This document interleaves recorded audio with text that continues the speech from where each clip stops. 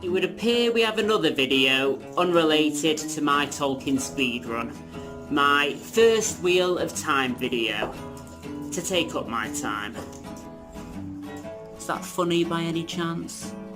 Or am I trying too hard? Now, this has nothing to do with the Wheel of Time lore. I'll be diving into that after my speedrun. But I had to talk about this because it's to do with the casting choices that have recently been announced for some of the main characters for the Wheel of Time series. I'm afraid it's also to do with controversy in relation to those casting choices, and I want to give my humble and personal view on the matter. Now, I'm going to be tackling a delicate issue here, so please bear with me.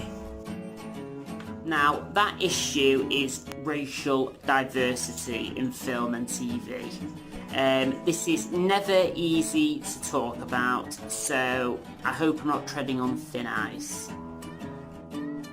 But first, let me tell you a story. Oh, and by the way, minor spoilers for the first couple of chapters of the first book. If that really matters to you, I'm afraid you've got a long way to go, bud.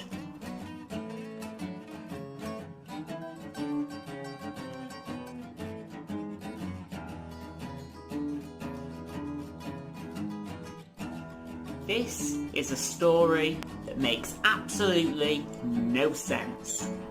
I call it the story that makes absolutely no sense. It is set in a time kind of socially equivalent to the Middle Ages, like many fantasy stories before it. It is set in a place called Emond's Field in the Two Rivers. If you can spot it on the map, then points to you.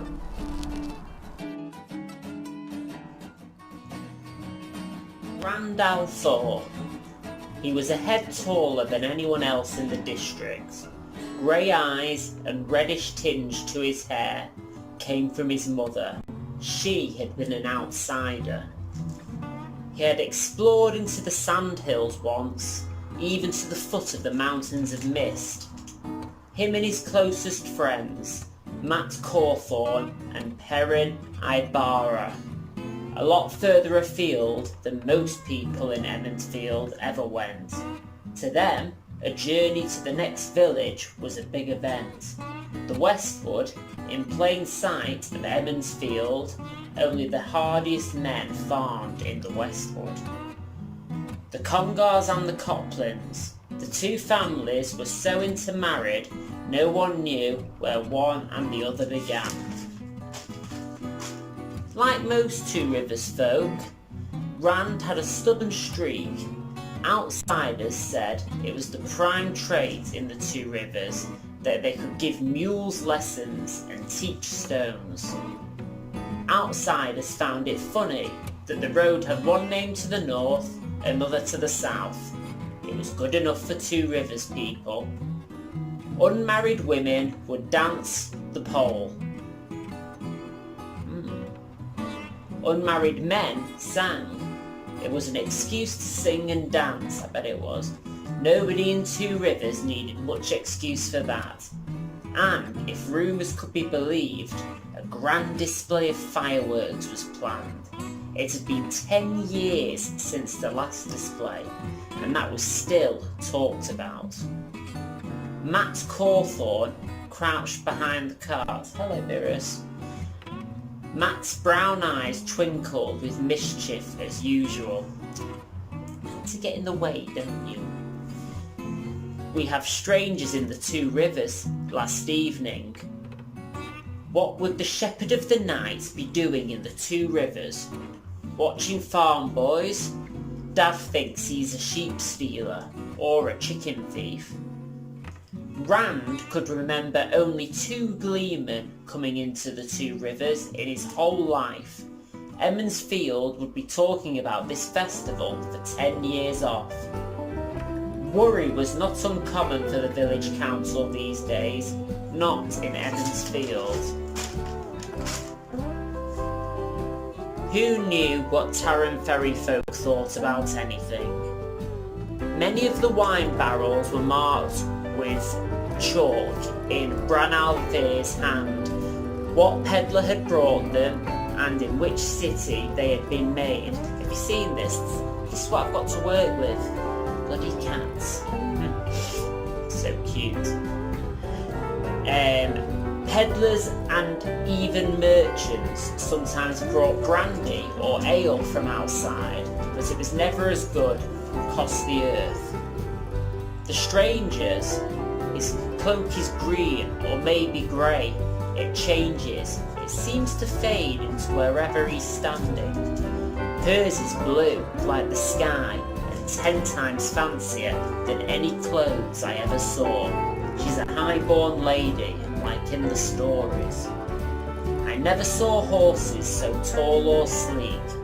They look like they could run forever. I think he works for her. A soldier maybe. The way he wears his sword, it's a part of him, like his hand or foot. It makes the merchant guards look like cur dogs. And her Rand, I never imagined anyone like her. She's out of a Gleeman story.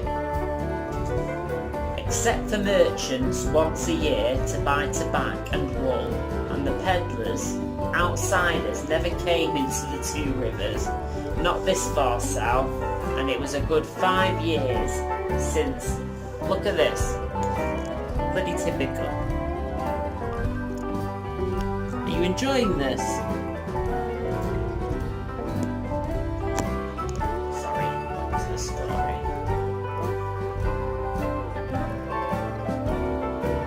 I never saw horses so tall or sleek.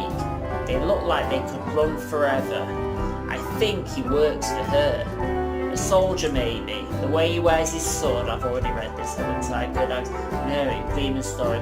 Except for merchants once a year to buy tobacco and wool, and the peddlers, outsiders, never came into the Two Rivers, not this far south. It was a good 5 years since the last time a real stranger appeared in Emmonsfield, and he had been trying to hide from trouble in Belong. He had not stayed long. This had to be the Lady Lorraine, and she was everything and more. At first he thought she was as young as Nineveh, but the longer he looked, the more he thought she was older than that. There was a maturity about her. Large dark eyes, she held herself with grace and air of command that made him feel awkward. She was barely tall enough to come up to his chest, but her presence was such that her height seemed the proper one, and he felt ungainly in his tallness. He had never seen a grown woman with her hair upbraided. Every girl at the Two Rivers waited eagerly to be of age to wear a braid. No one like you has ever come to Emmonsfield before. It's just that no one comes into the Two Rivers except the merchants and the peddlers. The merchant guards sometimes say this is the back end of forever.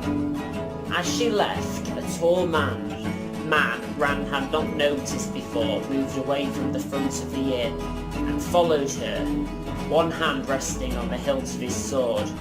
He almost seemed to disappear at times. His hair was long and grey at the temples. That face was made from stony planes and angles, weathered but unlined. When he moved, Ran could think of nothing but a wolf. That was Lan. I bet he's a warder.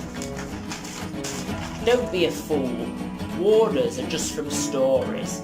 Anyway, warders have swords and armour covered in gold and jewels and spend all their time in the great light, fighting evil and trollocs and such. Do we have trollocs in the Two Rivers? We have sheep. Perrin Ibarra shouted at Rand over the clamour. Half a head shorter than Rand, the curly-haired blacksmith's apprentice was so stocky as to seem a man and a half wide, with arms and shoulders thick enough to rival those of Master Lurhan himself. "Why are they having a war?" Thane grinned, and Rand had the feeling he was mocking the villagers' isolation from the world and mocking their ignorance. Nineveh al-Mir stepped into the huddle. The dark braid pulled over her shoulder, almost bristling with anger. Slender and barely taller than Matt's shoulder, at the moment the wisdom seemed taller than any of them, and it did not matter that she was young and pretty. Egwene stood a few paces behind the wisdom, watching intently.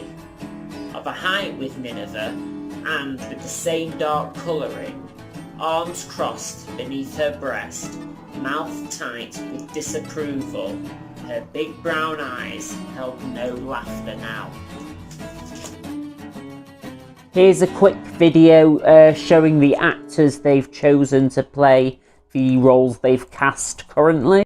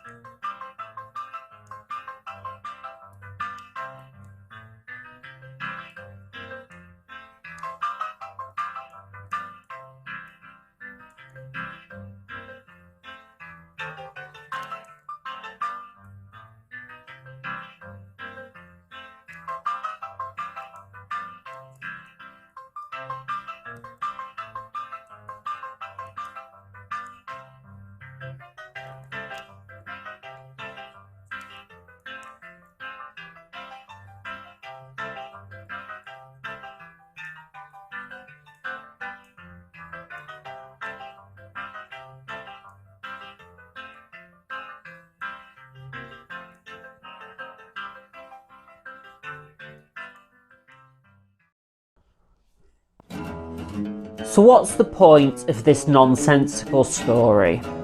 Well, despite the story having no structure, there are still certain things that obviously stand out. The first and the clearest is that in this fantasy world of the Wheel of Time, which has a technology similar to that of the Middle Ages, as many fantasy stories do, the two rivers and Emond's Field are considered to be completely in the middle of nowhere. A small farming village, rarely visited by anyone, and about as insignificant as you can get. That is made clear again and again and again. Next thing that is also made clear is the fact that Randall IV, who is going to be the main character of the Wheel of Time, he is often picked out in the early chapters for the fact that he has features that make him stand out, that he doesn't quite look like everyone else in the village. And the reason for this is that his mother is, and this is the word the book uses, his mother is an outsider. I mean, just the fact that you use the term outsider shows how rare people come through your village, and you know, how strange an occurrence it would be. He is taller than everyone else in the descriptions, and with grey eyes and ginger hair. Everyone else in the village has a similar look. Dark hair, dark eyes, and not short, but shorter than Rand. Now this is not nitpicking, this is a big deal because it fits in with the story. A village in the middle of absolute nowhere is not going to be the cosmopolitan and multicultural towns that we have today. Not in that time. It just doesn't make any sense. Now, I wouldn't have a problem with the entire village being played by people of African American descent, because that fits in with the source material. And what could have been really interesting is if the main character was played by someone of mixed race, because it would have shown how much cooler the people back then in the fantasy medieval setting were compared to the people of the real medieval setting. I mean, interracial couples in the Middle Ages, that and people being okay with that would have been pretty bloody cool. I mean, you know, there's some arseholes who are still against that kind of thing now, but I mean, in the medieval time, it very rarely would have happened, if ever. But it would have really, shown our culture up if in this fantasy world set in a sort of medievally town, that they would have been cool with interracial marriage. And by the way, I'm not actually sure if medievally is a word, but if it isn't a word, I am now coining it. I have created the word medievally. Now, despite everything I've just been talking about, I'm not actually someone who cares that much if a story strays away from its source material when it's made for the screen. So then what's my quibble? I do care that the casting has to make sense. 5 of the 6 main characters cast so far all come from the same village, in the middle of nowhere, in these medievally fantasy settings. This is not a cosmopolitan city of the modern day. This is a medievally fantasy. This is not a cosmopolitan city of the modern day. This is a medievally fantasy setting.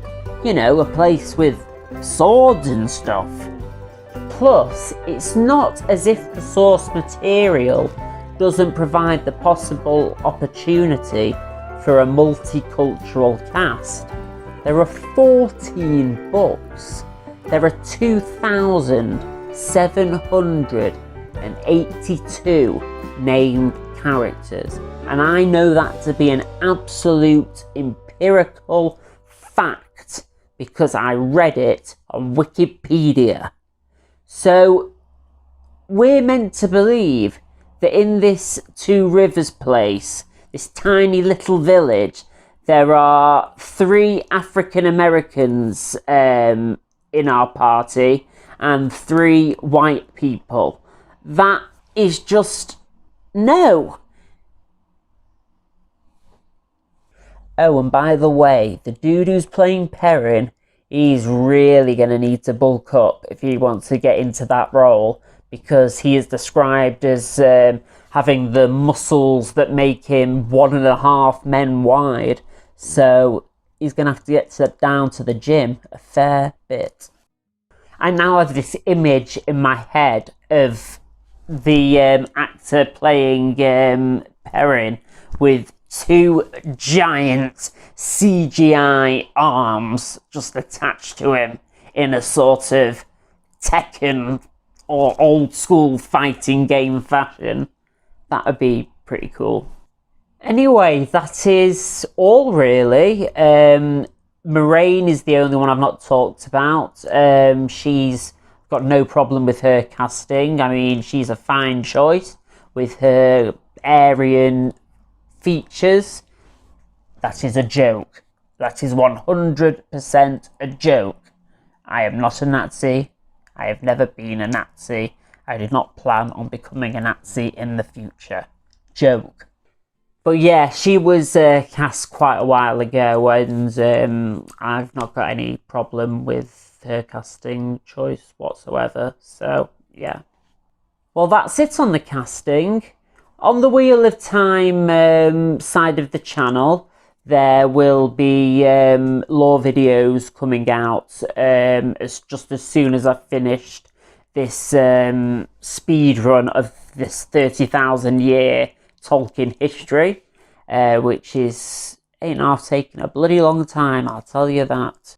Oh, and I have some news that's really exciting, but I will show you in the next video when it is complete. But that's all from me today. I bid you farewell. This has been your humble narrator, who is now signing off. Bye-bye.